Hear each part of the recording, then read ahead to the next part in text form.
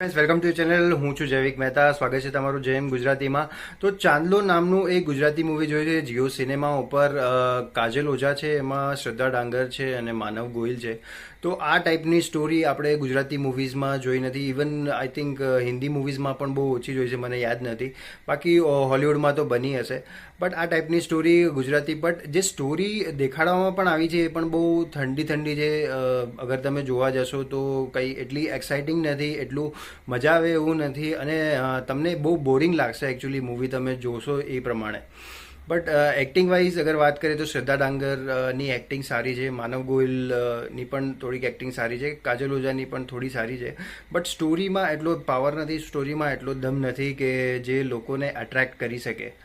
તો overall performance wise સારું છે બધાનું, બટ મૂવી એટલી ખાસ નથી. તમને બોર વધારે થશે.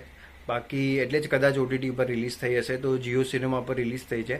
બાકી તમે લોકોએ જોઈ છે તો તમારો શું વ્યૂ છે એ જરૂરથી જણાવજો, અને વિડીયો સારો લાગ્યો હોય તો લાઈક જરૂર કરજો અને ચેનલને સબસ્ક્રાઈબ પણ કરજો. Thank you so much.